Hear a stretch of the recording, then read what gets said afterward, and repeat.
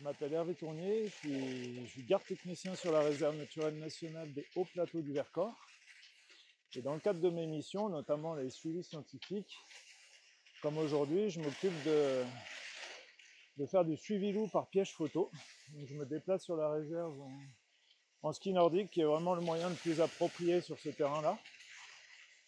Et là, l'idée, c'est vraiment de trouver un emplacement pour mettre un piège photo, pour essayer d'être sûr de voir le passage des loups. Et sur ce terrain, c'est pas toujours évident.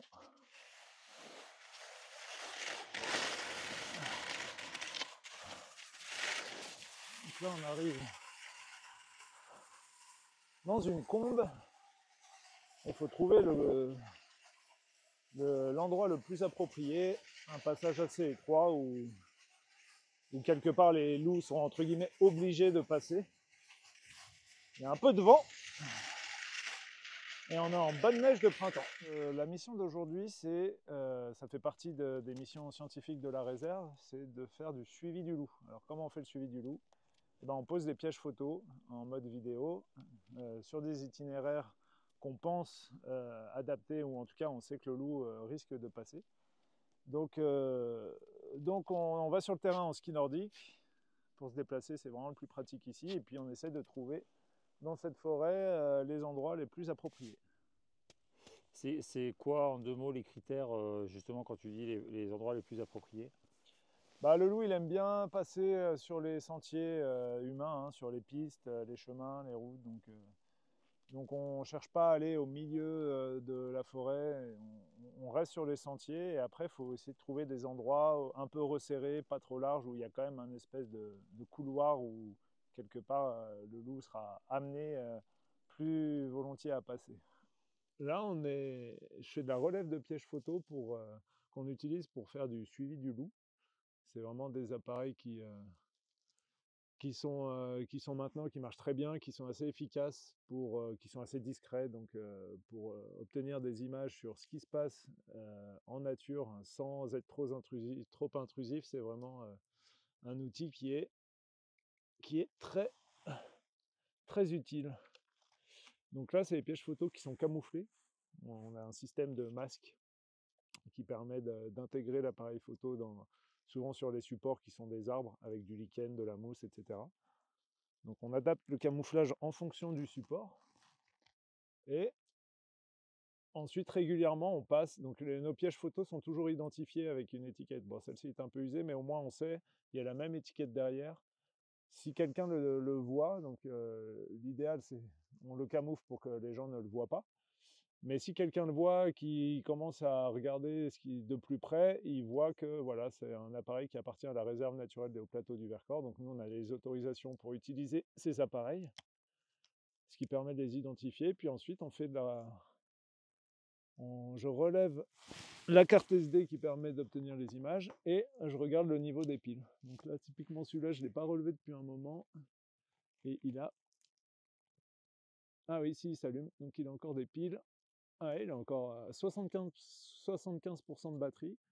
Et on a 452 vidéos sur une capacité de 584. Donc c'est super. Il a bien pris des vidéos. Est-ce que ça veut dire qu'on a 452 vues de loup? Pas du tout, parce qu'il va détecter, il va prendre des vidéos de tout ce qui passe devant. C'est des appareils photo qui se mettent en marche. Donc là, on les met en mode vidéo, qui se mettent en marche par la détection de changement de température. Donc quand un animal à sang chaud passe, dans le faisceau des capteurs qui sont ici, ça déclenche le changement de température entre les différents faisceaux, déclenche la prise de vue. Ce camouflage, est-ce qu'il a deux destinations? Bon, on comprend bien que la destination, c'est pour éviter que les visiteurs le voient. Ouais. Mais est-ce que, au-delà de ça, les animaux sont moins perturbés par ça? Non, les animaux, de toute façon, ils perçoivent. On a remarqué à force de l'utilisation et de la lecture des vidéos que les loups, notamment, ils sont sur certains modèles, ils sont très sensibles notamment quand ils sont en mode vidéo, au déclenchement de l'appareil. On le voit quand ils passent. Alors maintenant, avant les premiers pièges photos, c'était parce que ça marche souvent la nuit. Hein, les animaux se déplacent essentiellement la nuit suite au dérangement des humains. Mais avant, c'était des gros flashs aveuglants. Maintenant, c'est des LED noirs. Donc, nous, on ne le voit pas. Probablement que certains animaux voient cet infrarouge. Et il y a le son aussi de l'appareil qui est déclenché. On le sent sur certains modèles que les loups, quand ils passent, même si l'appareil est hyper camouflé, ils le perçoivent quand même. Surtout à l'ouïe, visuellement peut-être aussi, et peut-être à l'odorat aussi avec les traces de colle ou quoi. Ça, c'est plus. Au bout d'un moment, je pense que il y a plus cet effet-là, mais on sait qu'ils le perçoivent. C'est pour ça que c'est pas complètement. Enfin voilà, c'est pas intrusif, mais ça peut quand même déranger. Il faut faire attention. Tu regardes quoi précisément là? Eh ben, merle-à-plastron là. Merle-à-plastron, c'est des oiseaux migrateurs qui arrivent au printemps là. Et c'est le premier que je vois de l'année. Donc c'est cool. Je suis content. Et là, il était sur la cime Il était des. sur la cime de l'épicéa là, il vient de s'envoler. Ok. C'est vraiment à l'époque. Ouais, le printemps qui arrive maintenant, qui est bien là même. Donc je le note.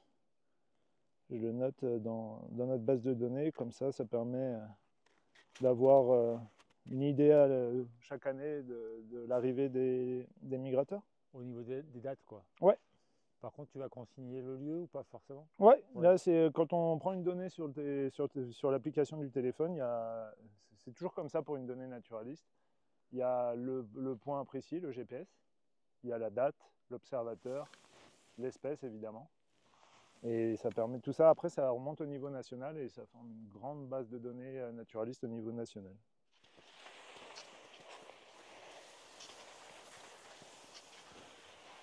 Donc c'est le printemps, mais Donc, on est en là, ski. Et on est à la recherche d'une autre balise. d'un piège photo, ouais. Ouais. Je parlais de balise parce que on dirait un vrai territoire d'orientation. On est totalement hors des sentiers là. Et donc non, c'est pas une balise, c'est un piège photo qui permet d'observer les loups. Exactement. Piège photo qu'on met sur des chemins l'été qui peuvent être plus facilement identifiables que l'hiver. Mais là, on est entre deux pièges photos. Donc, on a coupé à travers hors sentier là. Ouais. Et c'est des endroits qui sont. On est content parfois d'avoir le GPS quand même pour s'orienter parce que. Ouais, c'est ce que j'allais dire, je trouve ça très technique et assez paumatoire, hein. Ouais, c'est vraiment. Ouais, faut.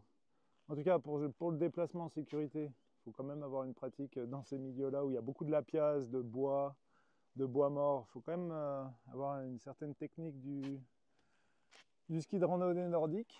Et puis, il faut savoir s'orienter un minimum. Là, on voit les crêtes, donc ça permet de s'orienter. Mais quand on ne voit pas les crêtes et qu'on est au milieu de la forêt éclaircie comme ça, où on a du pain accroché, de l'épicéa, il y a un peu tout qui se ressemble. Il y a beaucoup de vallons, de creux, de bosses. C'est pas toujours évident de s'y retrouver.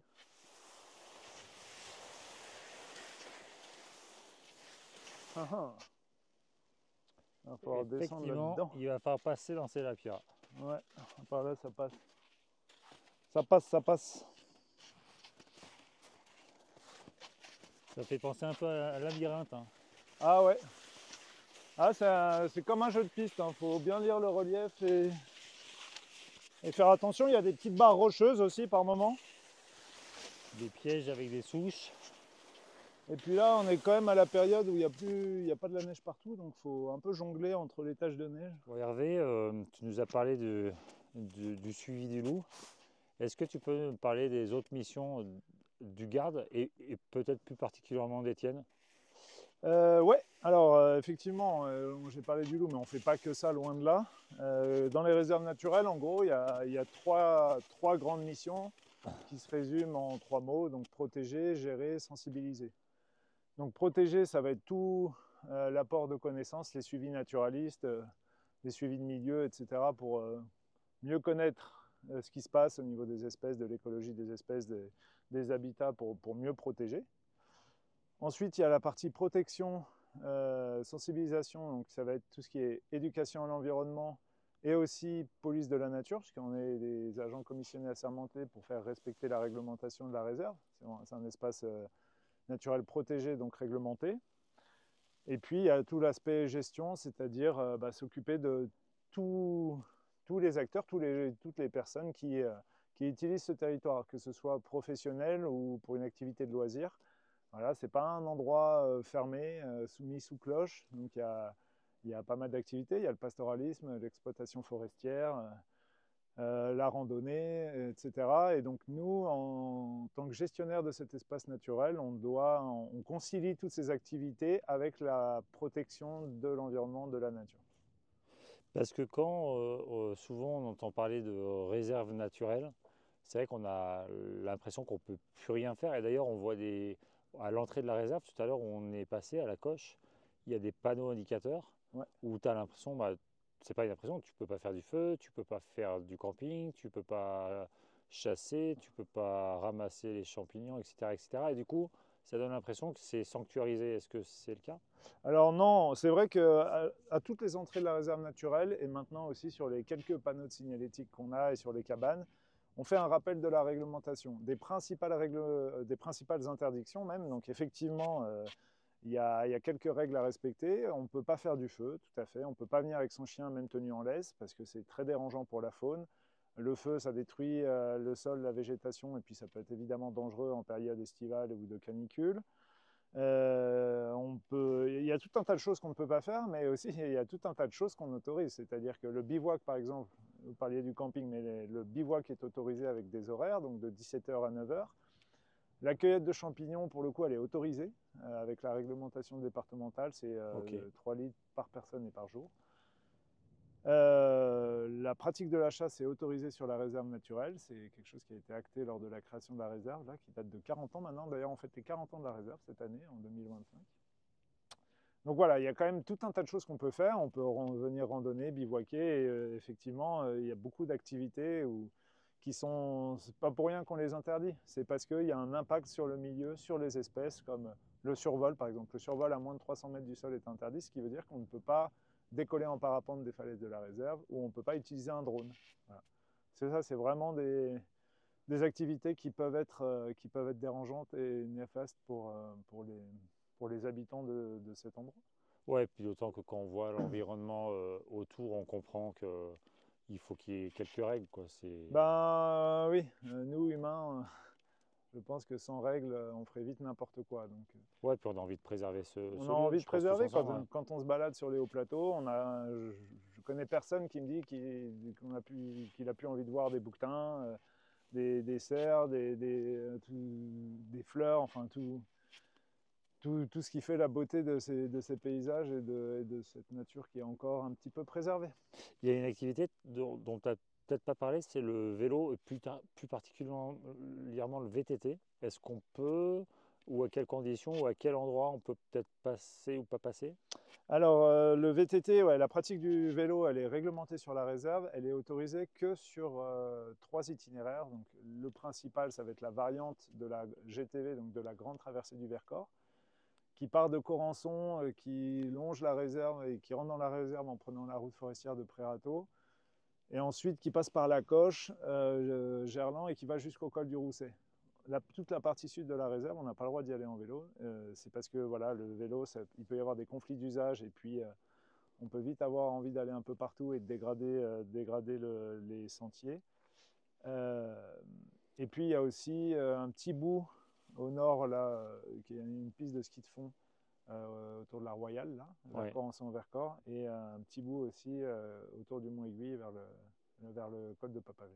Ouais, donc ceci dit, ça laisse quand même un large éventail pour aller faire du VTT Oui, du nord au sud du massif, quoi. oui, oui, d'autant plus que c'est quand même pas un endroit qui s'y prête très bien quand on est hors de ces pistes-là, de ces sentiers-là.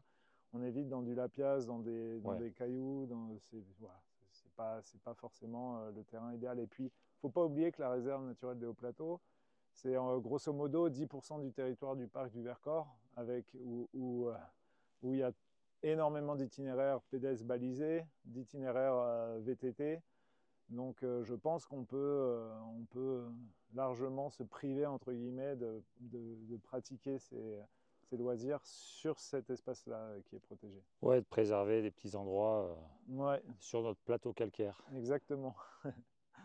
Et est-ce que tu peux m'expliquer pourquoi tu utilises des skis de rando nordique et en quoi c'est intéressant? Ouais, l'hiver, on se déplace, les agents, les gardes de la réserve, on est toujours en ski nordique parce que c'est vraiment sur ce terrain de moyenne montagne relativement peu accidenté, ou en tout cas sans grande pente, à part la crête orientale. C'est vraiment une pratique, la pratique la plus adaptée parce que les skis sont légers, les chaussures sont confortables, et surtout, on n'est pas obligé de mettre des pots de phoque tout le temps comme en ski de randonnée alpin.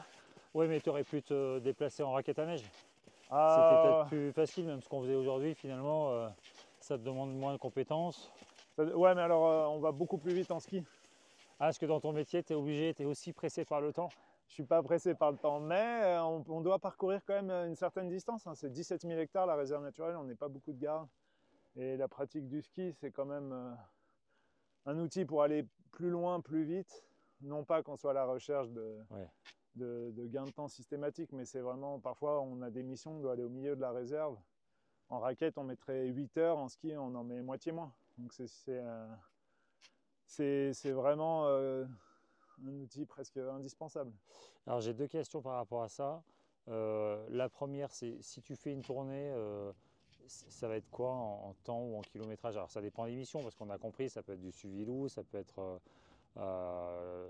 de- ta mission de police, ta mission d'information. Donc suivant les missions, ça va pas être la même chose. Mais je sais pas, une tournée moyenne en plein hiver, c'est... Effectivement, c'est assez variable, mais l'hiver, ce qui se passe, c'est que les accès sont beaucoup plus limités par rapport à l'été où on peut s'approcher en véhicule. L'hiver, c'est pas le cas, donc on a forcément plus de distance à faire. Et l'utilisation des skis permet de faire cette distance supplémentaire en moins de temps.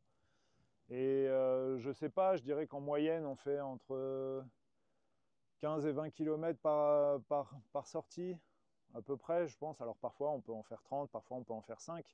Mais ce serait à peu près ça sur des journées de grosso modo entre 6 et 8, enfin l'hiver 6 et 8 heures de terrain.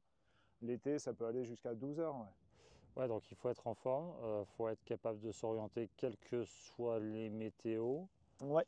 Il faut avoir Euh, des bonnes connaissances du milieu montagnard, hein. On est sur des hauts plateaux qui ne sont pas très pentus, etc. Mais il y a effectivement tout un tas d'autres facteurs à prendre en compte. L'orientation, le climat qui peut être rude, donc été comme hiver, on est tout le temps, quasiment tout le temps tout seul. Donc on a les radios pour avoir accès aux secours si besoin et informer les autres collègues, mais ouais, puis ça reste un métier quand même assez physique, donc faut être formé pour ça.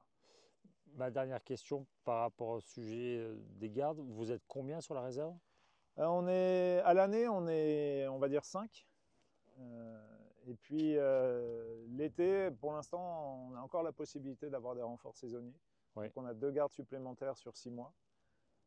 Et puis on a aussi jusqu'à présent, alors on verra selon les financements futurs, mais on a aussi des médiateurs et des médiatrices qui sont là sur 3 mois pour vraiment faire de la sensibilisation de l'information au public sur les règles à respecter dans la réserve, les itinéraires éventuellement, etc. Et par exemple la cohabitation avec les bergers, les troupeaux?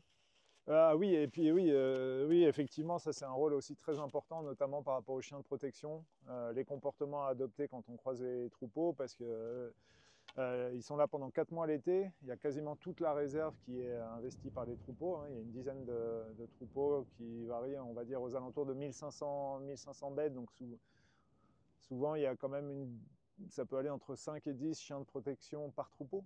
Donc ça fait, Ouais, ça fait beaucoup. et vu qu'il y a pas mal de randonneurs, ça peut faire beaucoup d'interactions, qui la plupart du temps se passent très bien. Mais c'est aussi pour ça, nous, on veut éviter les conflits. Donc on sait que quand il y a des chiens de protection, ça peut être délicat. Donc on est très en contact avec les bergers, avec les éleveurs bien sûr, et puis avec les randonneurs. Et donc nos médiateurs, nos médiatrices font aussi un gros travail de sensibilisation par rapport à cet aspect-là. Ouais, donc il y a des enjeux forts de préservation et aussi de mise en, on va dire, en cohérence ou de relation des différents acteurs, des différents usages Tout à sur fait. un même plateau, en Ouais. fait. C'est vraiment ça le rôle du gestionnaire, c'est de faire en sorte que tout ce monde qui cohabite là, qui utilise cet espace à un moment ou à un autre dans l'année, le cohabite correctement, d'éviter les conflits et puis surtout, vraiment la trame de fond, c'est aussi la préservation de l'environnement, quoi, Ok, sur du long terme, sur du long évidemment, pour terme. notre avenir. J'espère que cette vidéo vous aura plu, d'avoir passé un peu de temps avec Hervé qui nous a expliqué ses missions sur la réserve naturelle du côté du Vercors. C'est un métier passionnant, difficile parce qu'il y a beaucoup de points à gérer, à manager, la conservation, euh, les différents usages à gérer, l'étude scientifique, la préservation. Mais on a de la chance d'avoir 17 000 hectares de réserve naturelle. Il y a un sanctuaire encore pour la nature et aussi pour les randonneurs. Donc préserverons-la. Et puis n'oubliez pas d'ouvrir vos yeux, vos oreilles, vous pourriez entendre le loup, vos yeux pour voir des beautés naturelles. Il y a des jolis sentiers qui traversent ici au plateau, notamment le sentier de la grande traversée du Vercors sur le sentier de GR. Donc regardez une carte et venez vous perdre en ayant toutes ces données, toutes ces informations qu'on vous a divulguées lors de cette vidéo. Je vous laisse, il n'y a plus de neige, il va falloir que je déchausse. Aujourd'hui c'est le 1er avril, c'est le printemps. Du coup, bon, on s'adapte au terrain et c'est aussi les joies de la rando nordique. On peut skier, on peut marcher, on met les skis sur le dos, donc c'est chouette. En tout cas, je remercie Hervé pour le temps qu'il m'a consacré et n'hésitez pas à poser des questions en commentaire de cette vidéo si toutefois il y avait des sujets qu'on n'avait pas abordés ou des réponses que vous cherchez. On sera là pour y répondre. À bientôt, salut, ciao.